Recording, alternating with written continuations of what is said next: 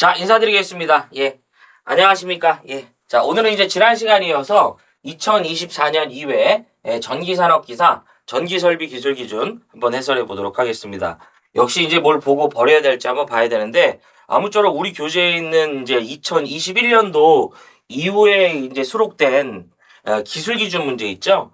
그 문제들은 잘 봐주시기 바랍니다. 그래서 개정된 문제들이 이제 그때부터 계속 수록이 되고 있는데, 일부는 한 번씩 나온 문제들도 있지만 일부는 개정돼서 연속성이 있기 때문에 조금 이제 좀 안정을 찾아가는 이제 그런 느낌이에요. 그래서 어쨌든 그런 연속성이 있는 문제는 잘 보자. 자, 먼저 81번 보겠습니다. 81번. 거기 보시면 조상기의 보호장치로서 내부 고장의 그 시에 자동적으로 전로로부터 차단되는 장치를 설치하여야 하는 조상기의 이제 용량이라고 하는데요. 요거는 시험 문제에서 이제 우리가 이제 뭐가 되냐면 조상설비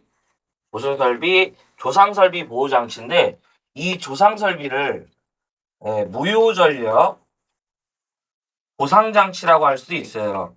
무효불을 조절하는 기계기구를 우리가 이제 무효전력 보상장치, 조상설비라고 하는데, 보호설비 되겠습니다. 이때 이 조건에서는요, 첫 번째가 보시면 전력용 콘덴서나 내지 블로 리액터는 조건이 같습니다. 이때 전력용 콘덴서라고 할 수도 있고, 그 다음에 이 전력용 콘덴서를 커패시터라고도 할 수 있으니까 무조건은 여러분들 잘 보자. 얘네들은요, 둘 다 이 바라보는 조건이 같은데, 먼저 전력용 콘덴서나 블로 리액터는 그들의 용량이 500kVA 넘고요. 그 다음에 15,000 kVA 이하의 경우래요. 이때에는 이들에 대해서요, 내부 고장 사고나 이 과전류가 흘렀을 때 이들을 보호할 수 있는 보호 조치를 해라 이거예요. 보호 계정기 설치하라 이거죠. 그 다음에 블로리액터 전력용 콘덴서는 만약 그들의 용량이 이번에는 15,000 이하가 아니라 미만입니다. 15,000 이제 500을 넘고 15,000 미만이고요. 그 다음에 한 놈은 이제 15,000 kVA 이상이 되면 위 조건에서 내부 고장과 그 다음에 추가적으로 과전류는 기본인데, 여기에 추가적으로 과전압까지 보호할 수 있는 보호 조치를 하라 이런 얘기고요. 두 번째가 조상기예요. 동기조상기라고 보시면 되죠. 이놈의 경우는 15,000 이상부터는 15,000kVA 이상부터는 이 내부 고장에 대해서는 이제 이 내부 고장 사고가 발생했을 때 얘를 보호할 수 있는 보호 조치를 하라 이거죠. 문제에서는 뭘 물어봤냐면 이 조상기를 물어본 거고요. 조상기에 대한 내부 고장을 물어본 거죠. 여러분들 기술 기준에서요, 조상기라고 나오면서 용량 물어보면 무조건 15,000이에요. 그래서 그거 기억해 주시면 돼. 그래서 정답 몇 번이다? 4번 되겠습니다. 이런 문제는 절대 틀리시면 안 된다 이런 얘기죠. 네. 자, 그 다음에 이제 82번 좀 넘어가 볼까요? 82번. 터널 내에 등에 시설하는 사용전압이 220V의 저압 전구선으로서 300에 300의 편조 고무 코드를 사용하는 경우 우리가 단면적은 어떻게 돼요? 라는 거죠. 여러분들 이거는요, 우리가 제가 좀 그냥 전선의 굵기를 정리할 때 이 내용들이 원체 이 많기 때문에 특정 부분은 좀 버리시는 게 좋은데, 82번에 보시면 거기 보면 거기 코드를 밑줄 쳐주실래요? 네. 그냥 우리 기술 기준에서는 여러분 이렇게 생각하시면 좋아. 만약 코드나 타이어, 우리 기술 기준에서 코드 및 캡타이어 케이블의 굵기를 물어보면 그냥 0.75 가는 게 현명합니다. 이거. 기술 기준에서요, 코드선이나 내지 뭐 편조 고무 코드 뭐 이런 거 신경 쓰지 마시고요. 기술 기준에서 코드 및 캡타이어 케이블 나오면 그냥 0.75를 찍는 게 그냥 현명한 방법이에요. 이거를 구간별로 이제 어떤 테마별로 다 외우기에는 내용이 너무 많고요. 좀 복잡하기 때문에 대부분 0.75기 때문에 이렇게 말씀드리는 거예요. 그래서 정답은 몇 번이냐면 2번입니다. 네, 우리 기술 기준에서는 코드나 내지 캡타이어 케이블이다. 요런 얘기 나오면 0.75 가자. 자, 다음 83번 볼까요? 82번 버리시면 안 돼요. 자, 83번 보자. 우리 기술 기준에서 코드 또는 캡타이어 케이블의 이제 굵기 물어보면 얼마다? 네, 0.75다. 자, 그다음 83번 보시면 빙설의 정도에 따라 그 풍압 하중을 정하도록 규정하고 있는데 그 내용입니다. 자, 83번은 통합하중에 적용 기준이 되겠습니다. 네. 책에서 이제 우리 교재에서 이제 다음 장에 보면 이렇게 글로 이제 이쁘게 잘 해줬거든요. 표로. 저도 한번 이렇게 한번 좀 정리해 볼게요. 네. 조건이라고 하고요. 조건이라고 하고 고온이 있고요. 그 다음에 저온이 있다고 보시면 돼요. 그 다음에 이게 조건을 볼 때요. 이 풍압하중을 적용할 때 그 조건을 빙설이 많냐,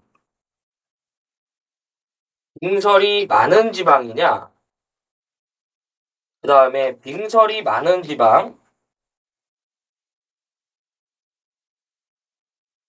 이외 지방이냐, 이렇게 구분합니다. 꼭 빙설이 많은 지방, 이외래. 이때 빙설이 우리가 많든 적든 고온에서는 각종 풍압하중을 적용한다 보시면 돼요. 빙설이 많든 적든 우리는 고온에서는 무조건 갑종을 적용하고요. 그 다음에 저온인데 빙설이 많은 지방에선 우리가 을종풍압하중을 적용하고요. 이제 저온에선 반대로 이제 빙설이 많은 지방 이외에서의 저온은 정종풍압하중을 적용한다는 거. 요렇게. 그래서 이 문제가 사실 뭐 2000년도 그 20년도 그때쯤에 연속적으로 좀 나오다가 한동안 좀 잘 안 나왔는데 또 나온 거예요. 이렇게 정리하시면 돼. 여기서 중요한 게 만약에 요 조건인데 인가가 연접됐대요. 조건에서 인가가 연접됐다고 나오면 이 조건을 무시할 수 있습니다. 우리가 이제 인가가 연접됐다 뭐 이런 얘기 나오면 우리는 뭐다? 병종풍압하중을 적용합니다. 요 조건을 무시하고요. 그냥 인가가 연접된 뭐 시가지다 뭐 이런 얘기 나오면 다 병종이라고 보시면 돼요. 이렇게 정리하시면 좋겠습니다. 그러면 조건을 보고 좀 한번 판단을 해보면 1번이 벌써 맞아요. 뭐냐면 빙설이 뭐예요? 많은 지방이래. 그쵸? 이때 고온 계절에서는 우리가 뭘 적용한다? 이제 갑종. 그 다음에 저온에서는 뭘 적용한다? 을종을 적용합니다. 이 문제를 푸는 요령은요. 빙설이 많든 적든 일단 고온은 종을 먼저 찾아주는 거예요. 네, 그 다음에 제낄 거 제끼자. 나머지는 안 맞아요. 셋이. 자, 그래서 정답은 몇 번이냐면 1번이고요. 버리시면 안 됩니다.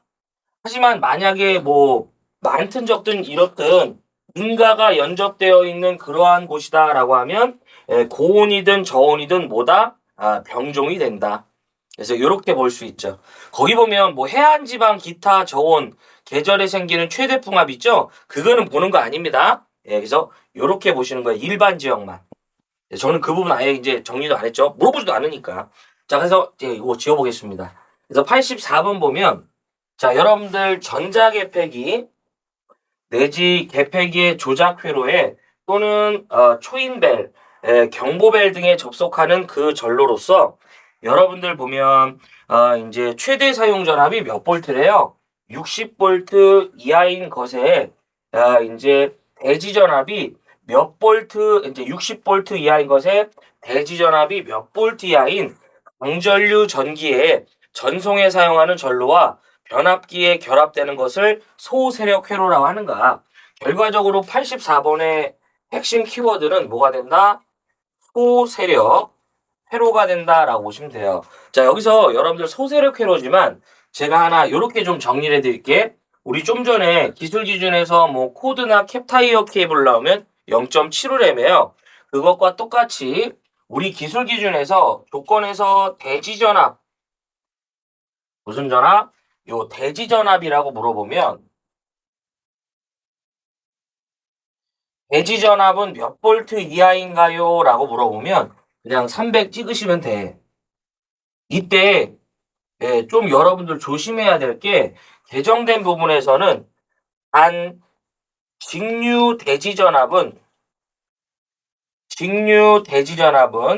몇 볼트 이하인가요? 라고 물어보면 요때는 얼마다? 600이다. 따로 이렇게 기억하자. 따로 이렇게 기억해 주셔. 이건 당연히 이제 교류죠. 이때 여러분들 소세력만 먼저 좀 정리해 보면 이 소세력은 기본적으로 60볼트 이하의 것이고요. 이 소세력 회로에서 전선의 굵기를 물어보면 1스퀘어 기억합시다. 요거 1스퀘어 이상입니다. 당연히 이제 굵기는 이상이야. 네. 요게 특정 조건이 붙어줘야 되는데 그거 신경 쓰지 말고 우리 소세력 회로는 몇 볼트? 60볼트 이하. 그 다음에 굵기는 1스퀘어다. 이렇게 두 가지 같이 정리해 주시면 좋습니다. 지금은 사실 이제 요 문제죠. 네. 그래서 정답 몇 번이냐면 이제 3번 되겠습니다. 이렇게. 자, 다음 85번. 금속 덕트 공사에 따른 저하 목내 배선의 공사 시설 기준에 적합치 않은 거죠. 이것도 좀 지워볼게요. 이것도 무조건 잡으셔야죠. 여러분들 85번은 뭐가 된다? 금속 덕트 공사예요.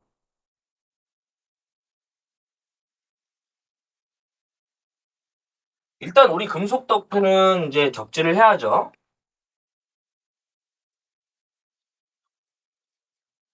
네, 적지 공사를 해야 되고요. 요 놈은 몇 개 볼 게 없어요. 첫 번째가 지지점 간의 거리. 요 금속 덕트는 지지점 간의 거리가 3m, 몇 m? 3m 이하를 유지해야 됩니다. 네. 자, 그 다음에 요놈 이제 여기서 잘 물어보는데 이 덕트 내부에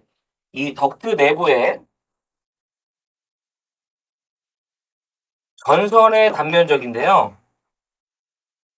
우리 덕트 내부에 넣는 전선의 단면적은 절연물을 포함한 그 합계가 몇 프로? 20% 이하일 것이고요. 단, 전선의 종류가 전광 표시, 신호등의 표시 장치나 제어 회로용이래요. 동력 배선의 제어 회로용 전선이래요. 요때는 몇 프로가 된다? 50% 이하까지 허용한다는 얘기죠. 그래서 지금 문제에 보면 1번 맞고요. 2번 맞고 4번 맞습니다. 다만 3번에 보면 덕트를 조형제를 따라 붙일 경우에 그 지지점 간의 거리는 우리가 4m가 아니라 몇 m예요? 3m라는 거. 요거 요런 것도 틀리시면 안 되죠. 그래서 이제 정답은 이제 몇 번이냐면 3번입니다. 이게 해설해 보면 조형제를 따라 저는 이제 조형제 얘기한 거고요. 만약에 이제 취급자 이외에 뭐 붙으면서 수직이면 6m인데 요거만 보셔도 돼. 그래서 정답 몇 번이냐면 3번 되겠습니다. 잡아주자. 자, 이것도 지우겠습니다. 자, 86번. 폭연성 분진 또는 화약류 분말이 그 전기 설비가 발화원이 돼서 폭발할 우려가 있는 곳에 우리가 사용하는 이제 저하 목내 배선의 공사 방법으로 오는 게 뭐냐요? 폭연성 분진의 시설이고요. 여러분들 이거 이제 그 배정된 부분에서는 이 분진을 먼지라고 하기 때문에 우리 폭연성 분진이죠. 예, 요게 혹 분진이 아닌 먼지로 나올 수 있기 때문에 예, 같이 기억하자. 폭연성 분진의 시설이 되겠습니다. 이러한 이제 폭연성 분진, 즉 먼지를 취급하거나 제조하는 이런 장소의 전기 설비는요, 발화원이 돼서 폭발할 수 있기 때문에 공사 방법도 좀 특별해요. 여러분들 외워주실 때는 금캐 기억하시면 돼. 금캐. 네. 여기서 앞에 금은 금속관 공사, 캐는 케이블 공사예요. 이때 조심해야 될 게 케이블 중에 이 캡타이어 케이블은 아닙니다. 네, 케이블 중에 뭔 제외한다? 캡타이어 케이블은 제외하죠.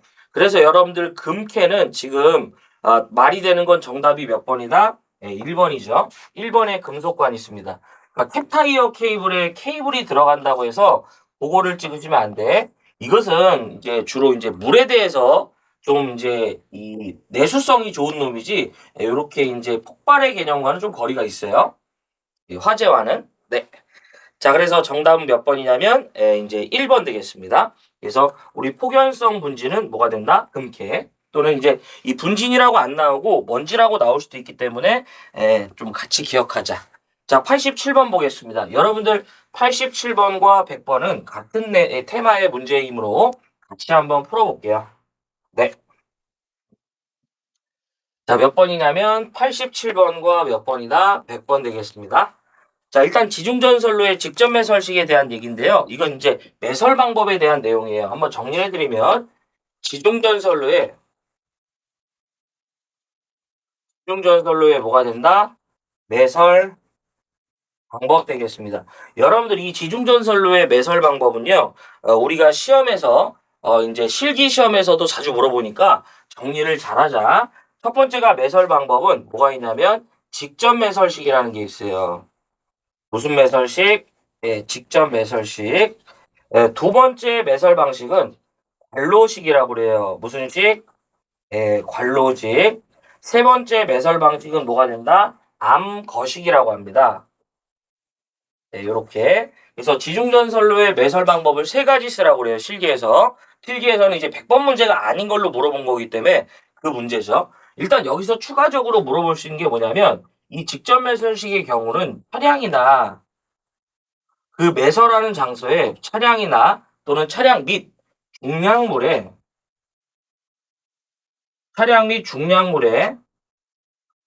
압력의 우려가 있는 장소래요. 요때 최소 매설 깊이는 얼마가 되냐면 1m 이상의 매설 깊이를 확보해 줘라. 우리 직접 매설식 같은 경우에는 땅을 이렇게 사다리꼴 모양으로 이렇게 탑하긴 합니다. 여기다가 이렇게 콘크리트로 된 이런 트로프를 이렇게 설치해 주고요.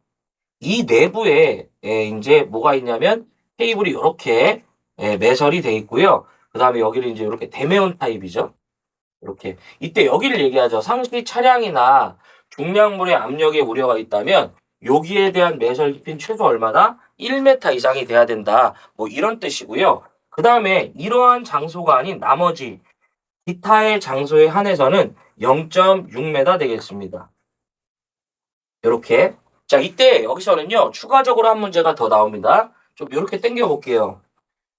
별도의 트러플을, 이 직접 매설식은 이 별도의 트러플을 생략할 수 있대요. 요때는 어떤 경우냐면, 콤바인 덕트 케이블이라는 걸, 콤바인 덕트 케이블이라는 걸 사용하면, 이제 이 트러프 없이 바로 부설할 수 있고요. 이 콤바인 덕트 케이블은 고압에서 사용할 수 있습니다. 이것도 물어봐. 고압에서 사용할 수 있는 케이블의 종류는 콤바인 덕트 케이블. 자, 그다음 관로식 같은 경우에는요. 기본적으로 1m예요. 조건이 없다면. 다만 조건이 붙는다면 차량 및 이라고 할게 그냥 위에 차량이나 중량물의 압력의 우려가 차량이나 중량물의 압력의 우려가 없는 장소래요. 이때는 최소 매설 깊이가 0.6 되겠습니다. 이렇게. 이게 이제 지금 이렇게 기술 기준에서 정리가 됐으니까 제가 이렇게 정리하는데 그냥 요 두 놈 압력에 우려가 있으면 1이고요. 없으면 0.6이지 사실은. 그렇게 기억해 버리면 그냥 끝나는 문제죠. 그래서 관로식은요. 똑같이 땅을 요렇게 이제 파긴 파는데 프로프가 아닌 뭐예요? 관이 요렇게 들어간 타입이죠. 요렇게 선이 이제 요 안에 요렇게 입선돼 있고요. 암거식은 이제 이렇게 지하에 대규모 터널을 뚫어서 대규모 이제 전선을 수용합니다. 이런 식으로. 그래서 이 건물의 벽면에다 수많은 케이블을 이런 식으로 이제 이 고정시켜서요. 사용하는 방식이에요. 보통 2회선 이하 이런 거 시험에 나오지 않습니다. 2회선 이하 직접 매설식, 2회선에서 9회선 관로식, 9회선 이제 초과하면 이제 이 암거식이라고 해요. 보통은. 시험과 관련이 없다. 자, 87번 보겠습니다. 자, 지중전선로의 직접 매설식에 의하여 시설하는 경우에 차량 및 기타 중량물의 압력의 우려가 있는 장소죠. 문제 조건에선 직접 매설식이고요. 압력의 우려가 있으므로 몇 메다? 1m 되겠습니다. 답은 1번입니다. 그 다음에 100번. 같이 이제 같은 테마니까 같이 끝내자. 거기 보시면 지중전선로의 매설 방법이 아닌 거. 1번 뭐 있어요? 여기 관로식인데. 2번 인입식 아니죠. 그런 게 없어. 3번 암거식, 4번 직접 매설식. 그래서 아닌 거는 2번이 맞네요. 2번. 그래서 정답 몇 번이다? 2번 되겠습니다. 자, 그래서 이렇게 좀 정리해 주시면 되겠다. 자, 그 다음에 이제 88번이죠. 예. 자, 보시면은 88번인데, 자, 이거 지우면서 좀 말씀드릴게. 전기 욕기에 전기를 공급하기 위한 전원장치에 내장되어 있는 그 전원변압기의 2차 측 전로에 사용 전압은 몇 볼트 이하의 것을 써야 되네요.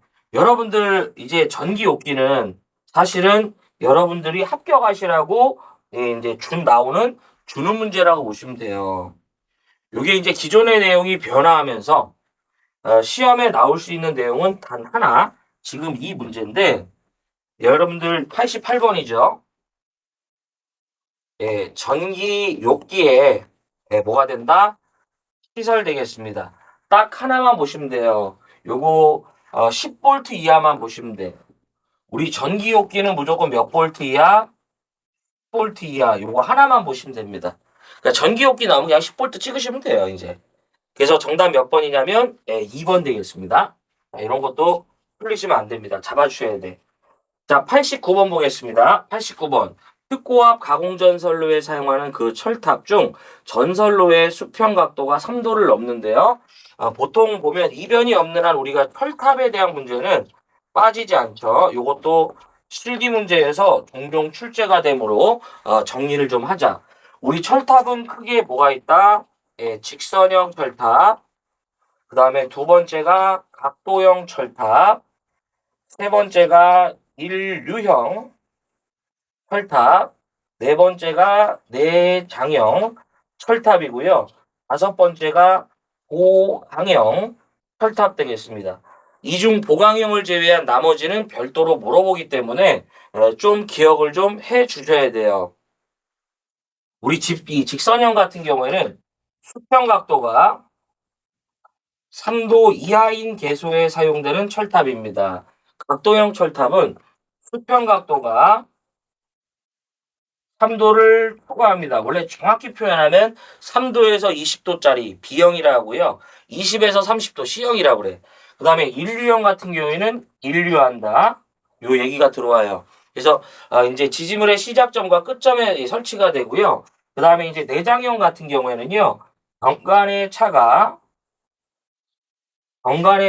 큰 곳이나 또는 직선형 철탑이 우리 이 직선형 철탑이 연속하여 10기 이상 이제 가선 시 10기 이하마다 몇 기? 10기 이하마다 내장형 예자 장치를 한 내장형 철탑을 1기씩 건설하죠. 이 정도로 출제가 돼요. 이 보강형 같은 경우에는 종류를 알아두셔야 돼. 나중에 기사실기 가시면 종류를 5개 쓰라고 하니까. 그래서 지금 문제에서는 뭘 물어봤냐면 각도형을 물어본 거죠. 수평 각도 뭐예요? 3도를 초과하는 곳에 사용되는 철탑보다 각도형. 네. 그래서 정답 몇 번이다? 4번입니다. 네. 절대 틀리시면 안 된다. 자, 그 다음에 90번 보겠습니다. 90번. 자, 보시면 고압 가공전선이 뭐를 횡단한대요? 이 철도를 횡단한대요. 이때 레일 면상 몇 메타 이상 높이에 가선하는가? 이 사실은 이제 테마 자체가 그냥 주는 문제죠. 그렇죠? 우리 기술 기준에서 철도를 횡단한다고 나오면 무조건 얼마다? 이제 60이 이제 60이 아니라 6.5m였죠. 좀 그래도 요 테마에서 나올 수 있는 내용이 많기 때문에 좀 정리를 한번 좀 해볼게요. 이제 페이지가 아니라 몇 번이냐면 90번이네요. 예, 가공전선의 지표상 뭐가 된다? 높이가 되겠습니다. 우리 가공전선의 무슨 높이? 지표상 높이. 자, 첫 번째가 조건이라고 해보고요. 조건. 이 조건은 도철행이라고 보시면 돼. 도, 철, 그 다음에 횡. 그리고 위 사망을 제외한 기타의 조건이다라고 보시면 돼요. 자, 여기서 도는 도로를 횡단합니다. 가공전선이 뭐를? 도로를 횡단하고요. 철은 철도를 횡단하고요. 횡은 횡단 보도교 위를 말합니다. 기타는 이제 위 사망을 제외한다라고 했고, 자 이때 조건이 첫 번째가 조건이 저고압이 있고요.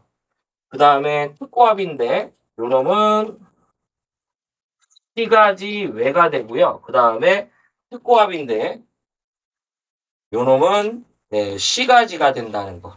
이렇게 보시면 돼. 자, 이때 제가 가공전선이요. 즉 저고압 가공전선이 도로를 횡단하면 무조건 조건과 관계없이 뭐다? 6m다라고 보시면 돼요. 자, 철도를 횡단해도 무조건 6.5m입니다. 그러니까 두 개는 먹고 들어가는 거죠. 그다음에 횡단 보도교 위인데 기본적으로 저고압의 경우는 최소 3.5m, 몇 m? 3.5m 이상 높이에 두는데 다만 전선이 절연전선 내지 케이블이라는 조건 부합되면 3m 이런 거는 보는 거 아니고요.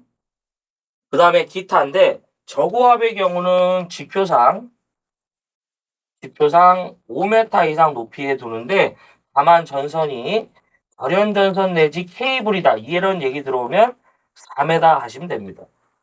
자, 특고압 C가지 외죠. 우리는 아무 말이 없으면 C가지 외입니다. C가지는 반드시 C가지라고 그래요. 35kV 이하이 할 때는 최소 5m. 만약 35를 초과한 160kV 이하라면 기본 6인데요. 만약 조건에서 한지라는 조건이 부합되면 5m가 된다는 거. 자, 이제 160kV를 초과해요. 160kV를 초과하면 기본 6에다가 산지로 출발하면 5죠. 만약 조건에서 산지로 출발했으면 뭐다? 5입니다. 산지가 아니면 6부터 출발하시면 돼. 그래서 여기에다가 우리 단수 적용하시면 돼요. 단수에 0.12m 이렇게. 자, 그 다음에 특고압 C가지죠. 이때는 기본적으로 35kV, 몇 kV? 35kV 이하일 때는 최소 10m예요. 다만 조건에서 특고압 절연전선이다. 절연전선이라면 8m입니다. 이제 35를 초과하면 35kV를 초과하면 8에 대한 예시가 없어. 안 나와. 기본 10에다가 단수에다가요. 0.12m 이렇게 잡아주시면 요 테마도 깔끔히 다 정리가 된다는 거죠. 그 중에서 제일 쉬운 문제가 이제 철도 문제죠.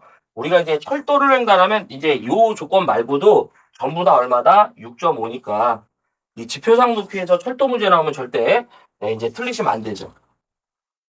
이렇게 볼 수 있네요. 그렇죠? 한번 잘 정리하셨으면 좋을 것 같아요.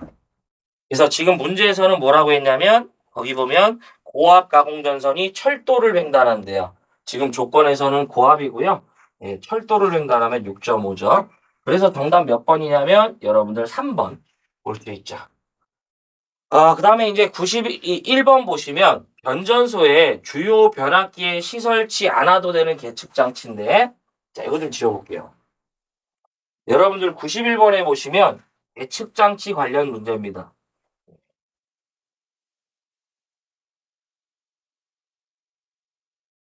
요것도 테마별로 다 좀 이 구분이 되어 있는데, 이제 좀 우리는 좀 그런 걸 다 보기가 어려우니까 그냥 좀 이 뭉쳐서 좀 기억했으면 좋겠어요. 91번. 여러분들 우리 91번은 계측 장치라고 보시면 돼요. 우리 기술 기준에서 계측 장치는이라고 물어보면 무조건 VIP 온도를 기억하시면 좋아요. VIP 온도. 여기서 V는 뭐냐면 V는 전압계를 말하고요. 그다음에 I는 전류계, 그다음에 P는 전력계예요. 그다음에 이제 온도는 온도계죠. 요렇게. 여기서 몇 개 좀 이 말이 들어가는데도 답이 안 되는 것들이 좀 있는데 첫 번째가 발전기는 회전자는 측정 대상이 아니에요. 고정자지. 회전자라고 나오면서 이런 얘기하면 안 돼. 네. 두 번째가요. 변압기는요. 지금처럼 특고압용이다 이런 얘기 나와야 되는데 틀린 걸로 저압용 나옵니다. 요런 말 들어가면 안 됩니다. 그리고 세 번째가 모선이라는 말은 들어가시면 애초에 대상이 아니에요. 모선. 이렇게 우리가 발전기가 있으면 발전기나 그다음에 변압기가 접속된 공통 도체 요걸 모선이라고 그래요. 예. 자, 어쨌든 모선은 애초에 아니고요. 여기서 하나 또 좀 잡아 여면 네 번째 여러분들 풍력 발전 있죠. 풍력 발전에는 조도계는 설치하지 않죠. 같이 좀 이렇게 묶으면 좋죠. 그래서 91번에 보면 이제 계측 장치가 아닌 거죠. VIP 온도가 아닌 거. 거기 누구 있어요? 역률계 있네. 자, 그리고 뒤에 보시면요. 여러분들 뒤로 넘어가 보시면 이제 뭐가 있냐면 97번 해볼게요. 이게 또 이제 계측 장치 문제죠. 여기다 할게. 태양광 설비에 시설되는 계측 장치죠. 그래서 여기서도 계측 장치인데 기본적으로 계측 장치에 뭐가 깔려 들어간다? 변압, 전류, 전력. 그다음에 이제 여기서 이제 따로 온도를 이제 물어보지 않는데 똑같이 뭐예요? 역률 되겠네요. 이렇게 좀 뭉탱이를 좀 기억하셨으면 좋겠어요. 네. 그래서 태양광 설비에 시설되는 계측 장치죠. 요거는 새로운 이 문제의 유형이고요. 이 문제는 근데 하지만 한 번 나온 게 아니라 벌써 여러 번 나온 문제예요. 그래서 굳이 이렇게 테마별로 뭐 변전소의 그 계측 장치다, 태양광, 풍력 이런 거 다 하지 마시고요. 제가 정리한 대로 이렇게 정리하시는 게 훨씬 유리합니다. 어차피 답은 보이니까. 예. 자, 그다음에 이제 돌아오셔 갖고 92번 전선의 접속법에 따른 두 개 이상의 전선을 뭐 한다? 병렬로 우리가 이제 연결코자 할 때 이때 설명으로 틀린 거예요. 자, 원래 이거 이제 전선의 접속 방법에 대한 내용이랑 이제 같이 묶이는 건데 저는 요거 테마 좀 구분해 볼게요. 요놈 자체를 두 개 이상의 전선을 병렬로 연결한대요. 예. 두 개 이상의 전선을 병렬로 연결한다. 이게 어떤 얘기냐면 예를 들어서 지금 제가요. 요렇게 차단기를 설치했어요. 네, 이렇게 차단기 축새가 있죠. 요건 피스 모양이라고 보시면 돼. 제가 여기에다 차단기 단자에다 전선을 빼서 스위치에다 연결하고요. 스위치에다 이렇게 램프를 걸고 그다음에 남은 이제 한 전선을 램프에 이렇게 걸었대요. 근데 자 이렇게 당연히 이 상태에서 제가 스위치를 닫으면 램프 불 들어오죠. 근데 요렇게 하는 게 아니라 지금 대상에 전선을 몇 개 갖다 요렇게 하나의 전선을 더 연 거예요. 요렇게 되면 두 개 이상의 전선을 어떻게 했다? 병렬로 연결한 거죠. 왜 이런 짓을 하냐면 예를 들어서 지금 이 공사 방법 자체가요. 10스퀘어짜리를 써야 되는데 나는 지금 10스퀘어가 아니라 6스퀘어짜리를 쓴 거예요. 그럼 따지고 보면 지금 뭐예요? 12스퀘어로 공사한 개념인데 그러면 이게 더 좋지 않은가? 근데 잘 안 합니다. 왜 그러냐면 운전을 하다 보면 갑자기 요 한 선이 끊어지면 이게 두 개 이상의 전선의 병렬 연결 개념이 아니죠. 그래서 잘 안 해요. 웬만하면. 그래서 허용 전류를 늘리려고 이제 하는 하나의 방법인데 여기서 첫 번째 만약 이렇게 한다면 조건이 있어요. 구리죠. 공이나 구리는 최소 얼마나? 50 이상의 것을 써야 돼요. 그다음에 알루미늄이래요. 여러분들 이런 건 실기 문제로도 물어봅니다. 알루미늄은 최소 얼마다? 70 이상. 그다음에 다른 거 다 필요 없고요. 여기서 답이 되는 건 병렬로 사용되는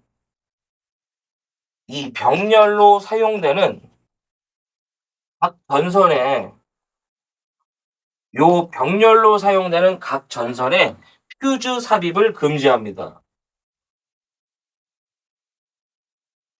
병렬로 사용되는 각 전선에 퓨즈 삽입을 금지해요.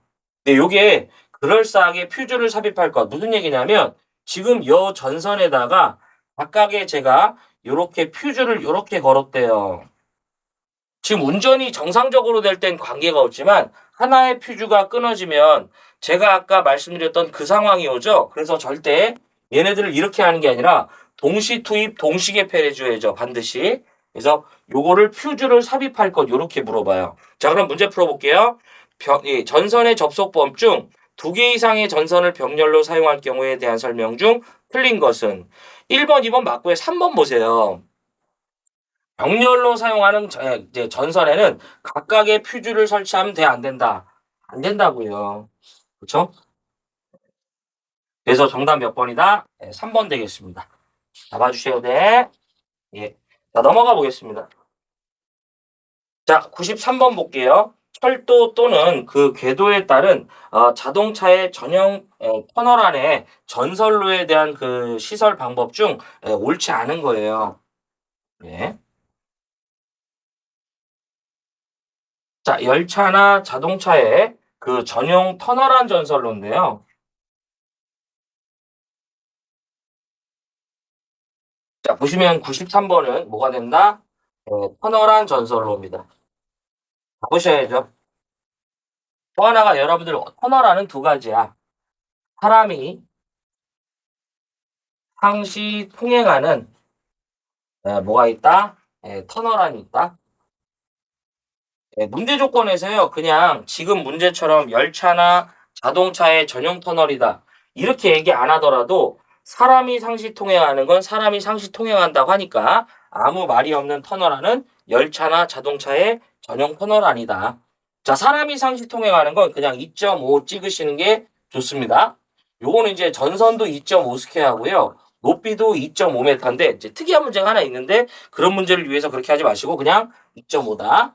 자, 그 다음에 터널한 전선로인데 요 놈은 마이너스 0.1에 마이너스 1만 기억하면 문제 푸는데 좀 이제 도움이 된다.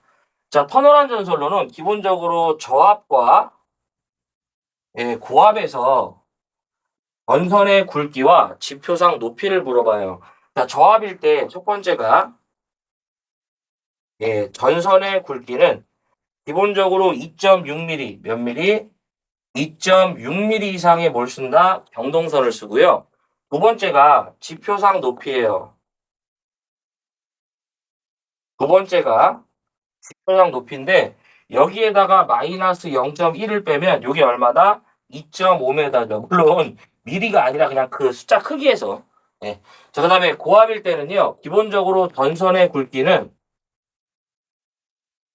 고압일 때 전선의 굵기는 최소 4mm입니다. 이상의 굵기고요. 두 번째가 지표상 높이는 지표상 높이는 얼마다? 여기에서 마이너스 1을 뺀 3m 되겠습니다. 그래서 이렇게 잡아주시면 되고요. 문제 조건에서 지금 뭐라고 했냐면 이 터널안 전선로에 대한 설명 중 틀린 거. 저압 전선으로 뭐예요? 지름 2mm 벌써 틀렸네. 우리 저압일 때는 뭐예요? 2mm가 아니라 뭐다? 2.6mm. 그래서 정답 몇 번이다? 1번 틀렸네요.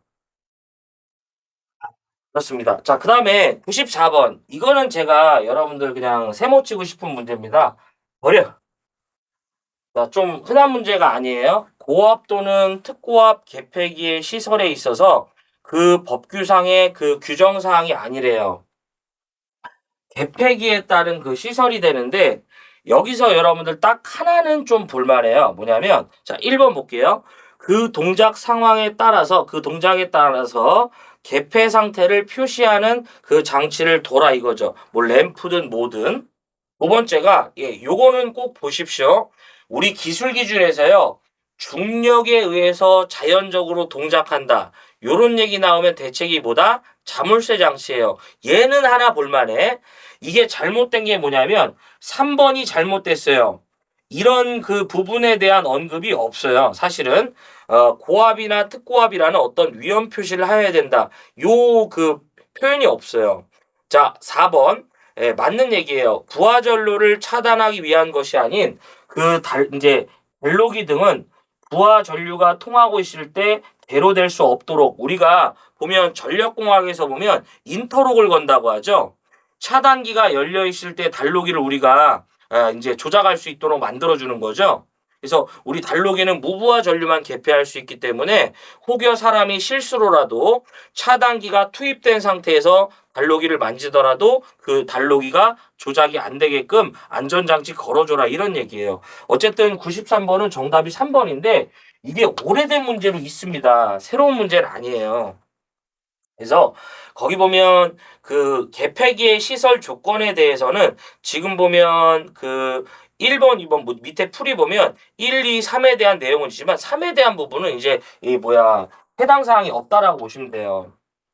그래서 정답은 3번이다. 네. 이런 거 좀 그냥 확인만 해주시고. 자, 95번 보겠습니다.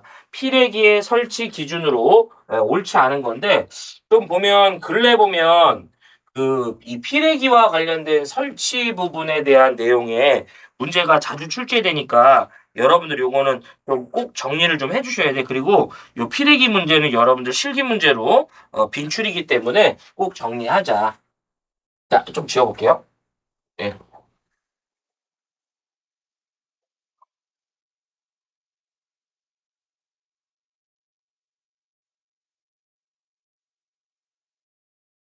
자, 보시면 이제 95번이죠? 95번. 네, 피레기에 시설되겠습니다. 우리가 LA라고 하죠. LA, 라이트닝 어레스타다 이렇게 하고요. 이 피레기는 역할이 뇌격 시에 뭘 보호한다? 이제 기계기구 보호하죠.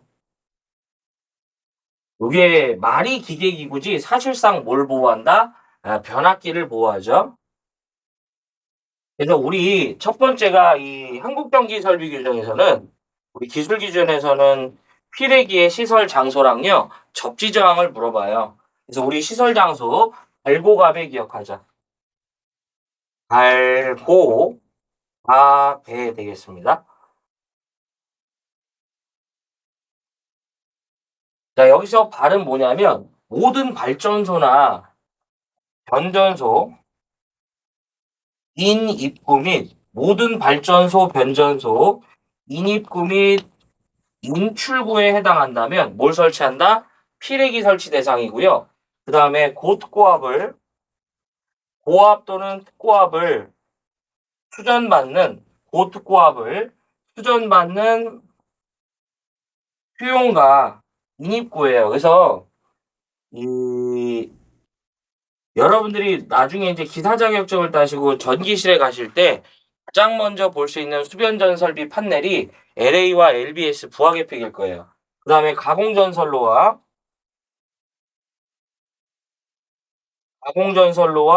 기중전선로에 뭐가 된다? 접속점 되겠습니다.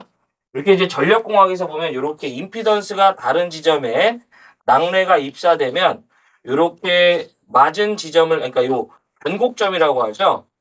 임피던스가 변하는 지점을 통해서 투과되는 전압과 반사전압에 되는 전압이 나오는데 이 투과되는 전압을 제한하려고 우리가 여기다 피레기 접속합니다.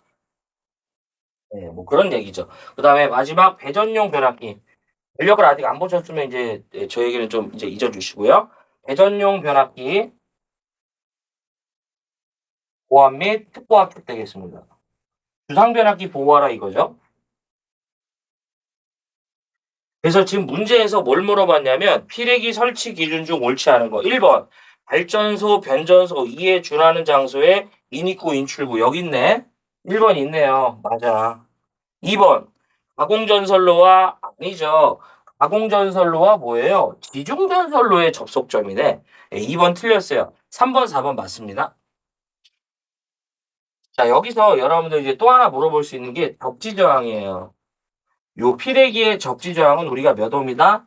10옴인데 좀 오래된 문제로요. 이게 고압의 것으로 전용의 것이다 라고 나오면 10옴인데 그냥 여러분들 만약에 전용의 것이다 라고 나오면 10옴이 아니라 30옴이라는 거. 같이 좀 이렇게 기억해 주시면 좋아요. 은근히 물어볼 때가 있어요. 자, 그렇습니다. 자, 그다음에 96번. 어, 금속재 수도관로를, 자, 96번 가겠습니다. 금속재 수도관로를 우리가 접지극으로 사용할 경우에 대한 사항이다. 기역, 니은, 디귿에 들어갈 수치로 알맞은 것을 이제 물어봤는데요. 일단 여러분들 이 문제는 제가 개인적으로 좀 추천드리지 않습니다. 네. 일단 여러분들 96번은 하나만 좀 알았으면 좋겠어요. 우리 수도관 접지죠. 우리가 수도관 접지는 몇 옴이다? 그냥 3옴 이하다라는 거는 좀 기억을 좀 해줬으면 좋겠어요. 네. 수도관 접지 몇 옴? 3옴. 자, 이게 수도관 접지 우리가 이렇게 금속재 외암을 갖는 어떤 특정 모터가 있는 거죠. 그러면 우리는 모든 금속재 외암을 갖는 그 대상물이 있다면 요거를 우리가 전선을 연결해서요 땅이랑 이어주죠. 근데 문제는요 우리가 전선을 땅이랑 이어주면서 여기서 그냥 끝나는 게 아니라 여기에다가 뭘 박는다? 접지 극을 설치하려고 이제 설치해주고 마무리를 짓죠. 근데 지금 접지 극을 설치하려고 땅을 팠는데 이 지중해 금속재 수도관이 지나간다 이런 얘기예요. 그때 제가 접지극을 대신해서 이 접지도체를 수도관에 연결하면서 접지를 마무리한다 이런 뜻이죠. 네.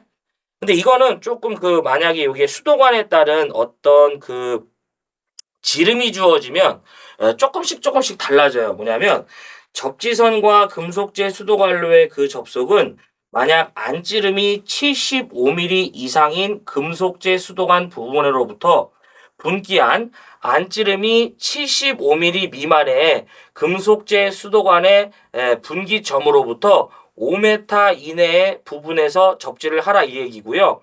다만 금속재 수도관과 대지 간의 전기 저항치가 2옴 이하의 경우에는 분기점으로부터 5m를 넘을 수 있다라고 하는데 요게 기본적으로 이 수도관 자체의 접지는 본래 3옴인데 이제 만약 수도관로의 안지름이 75mm 이상인 부분부터 여기서 분기한 안지름, 그러니까 분기 수도관이 또 따로 있는 거죠. 예, 분기한 안지름 75mm 미만의 이제 분기 수도관은 5mm 밑에 이제 미만 이내 부분에서 우리가 이제 접지를 해줘라 이런 얘기예요. 그러니까 이게 좀 복잡합니다 이거. 이렇게 분기 수도관까지 이제 들어가면 그래서 그냥 여러분들 몇 옴 가자? 3옴 가자. 그래서 그냥 수도관 이 접지의 저항을 물어보면 3옴 정도 보지만 요렇게 물어보면 저는 좀 이제 요건 추천하지 않는다고요. 버려. 네. 자, 그다음에 거기 보면 이제 97번 아까 했고요. 98번 보겠습니다. 그래서 요거는 1번입니다. 네, 그다음에 98번이죠. 7번은 했잖아. 주택 등의 저압 수용 장소에 고정 설비에 TNCS 방식을 사용한대요. 이때 중성선 겸용 보호도체. 여러분들 저 개인적으로요. 이거를 주목하셨으면 좋겠어요. 요 TNCS를 주목하지 마시고요. PEN 도체죠. 요 PEN 도체의 굵기. 요 PEN이라는 건 중성선과 보호도체를 겸용한 선을 말합니다. 네. 이때 PN 도체를 구리로 쓰면 최소 얼마나 10스케 하고요. 이게 알루미늄이 잘 나와요. 여러 번 나왔다. 두 번째가 알루미늄이죠. 네, 알루미늄은 얼마다? 이제 16 되겠습니다. 예? 그래서 정답 몇 번이냐면 요거죠, 요거. 요 TNCS라는 것은 일부 구간은 중성선과 보호도체가 겸용이지만 일부 구간은 이제 분리되어 있다. 뭐 이런 개념인데 그런 거 신경 쓰지 마시고 우리 기술 기준에서 PEN선의 굵기를 물어보면 우리는 10, 알루미늄은 16 되겠습니다. 정답 4번입니다. 자, 여러분들 99번 이런 건 제가 세모 치겠습니다. 아직까지는 조금 더 지켜봐야 돼요. 전력 보안 통신 설비의 전원 공급기예요. 네, 파워 서플라이죠. 전원 공급기의 시설인데 이때 옳지 않은 거래요. 거기 보면 지상으로부터 3m가 아니라 이제 4m 이상 높이에 둡니다. 여기 아직은 조금 연속성이 떨어지니까 그냥 우리 전력 보안 통신 설비에 그 전원 공급비는 최소 얼마? 4m 이상 높이에 시설한다는 거. 요 정도 보셨으면 좋겠어요. 네. 자, 그래서 여러분들 여기까지가 2024년 2회 전기 산업기사 기술 기준 문제거든요. 잠깐 살펴보면 81번 보셔야 돼요. 82, 83, 84, 85, 86, 87, 88 그리고 89, 90, 91, 92 전부 보셔야 돼요. 조금 특별한 내용은 없는데 뒤에 좀 있었죠. 93번 보시고요. 94번 이런 거는 신경 쓰지 마셔요. 네, 버려. 그다음에 95번 봐주시고요. 96번인데 이렇게 수도관 접지에서 이렇게 세부 사항까지 들어가는 건 복잡합니다. 네, 그렇기 때문에 하지 마시고요. 네. 그 다음에 이제 거기 보면 태양광 설비에 이제 계측장 이것도 하시고 98 하시고요. 99번이 이제 개정된 부분의 문제인데 이 부분은 이제 조금 더 보자고요. 어쨌든 전원 공급기 4m다. 이 정도만 보시고 넘어가셨으면 해. 100번 당연히 보시고요. 그래서 여기까지가 2024년 2회 전기 산업기사 전기 설비 기술 기준에 관한 내용입니다. 자, 그래서 여러분들 이제 제가 좀 특이했다고 이제 버리라고 하는 문제는 이제 이 문제를 풀어보시면 알아요. 아무튼 예, 좀 특이해. 그러니까 잘 안 나와 솔직히. 예. 그래서 우리는 이제 20개를 목표로 하는 거 아니잖아요. 자, 여러분들 어쨌든 시청해 주시느라 고생하셨고요. 내용 정리 잘 부탁드리겠습니다. 저는 여기서 물러가 보고요. 마지막 3회차 때 뵙도록 하겠습니다. 고맙습니다.